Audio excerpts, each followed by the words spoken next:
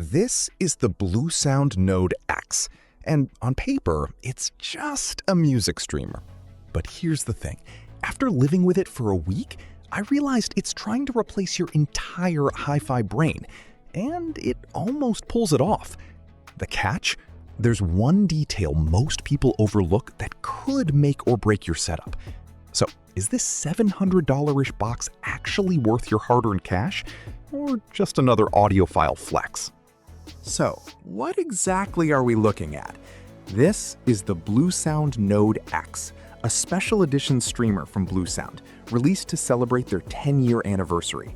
It's essentially an upgraded version of their already popular Node, aimed squarely at music lovers who want high-end sound without diving into complicated separates.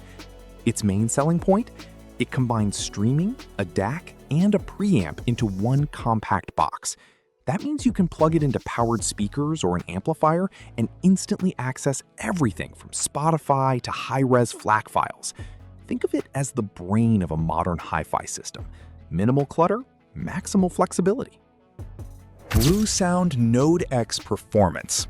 Okay, specs are one thing, but how does it actually perform? I use the Node X for everything, from casual Spotify listening during work hours to late-night high-res sessions. And honestly, it's impressive. The biggest thing you notice right away is how clean and detailed everything sounds. Thanks to its upgraded ESS Sabre DAC, music feels more open, more spacious. Vocals sit right where they should, and instruments don't get muddy, even in busy tracks.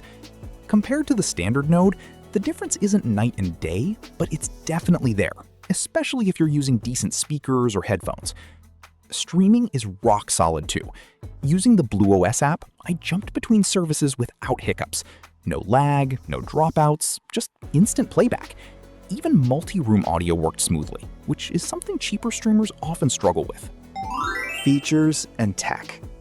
Let's talk about a few standout features, because this is where the Node X really earns its price. First up, the ESS Sabre DAC. That's the digital to analog converter inside, and it's a big upgrade. In real life, this means your music sounds richer and more detailed, especially with high-res files. It's the kind of thing you notice more the longer you listen. Next, the BluOS ecosystem. This is Bluesound's secret sauce. It lets you stream from basically every major service: Spotify, Tidal, Qobuz, and even access your local library. The best part? It's super stable and intuitive, which isn't always the case in this category. Then there's MQA and high-res audio support. If you care about getting the best possible quality from services like Tidal, this matters.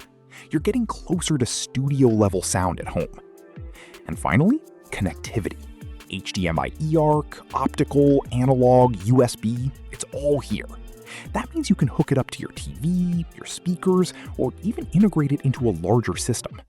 Design and build. Aesthetically, Bluesound kept things simple, and that's a good thing.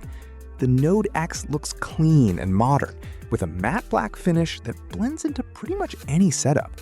It's not flashy, but it feels intentional. The top panel has touch controls, which are nice for quick adjustments, though let's be real, you'll mostly use the app. Build quality is solid, but it's lightweight, so don't expect that heavy, premium feel you'd get from high-end Metal Gear. Pros. Excellent sound quality with noticeable DAC upgrade. Tons of connectivity options, including HDMI eARC. Compact, minimalist design that fits anywhere. Cons. Sound upgrade over the regular Node isn't massive. App UI, while stable, could look more modern. Final verdict. So, who is this for? And is it worth it? Look, if you're someone building a clean, modern hi-fi setup and you want one box to handle everything, the Node X is a no-brainer. It sounds great, it's incredibly easy to use, and it just works, which honestly is underrated in this space. But if you already own the standard Node, the upgrade might not blow your mind unless you've got high-end gear to match.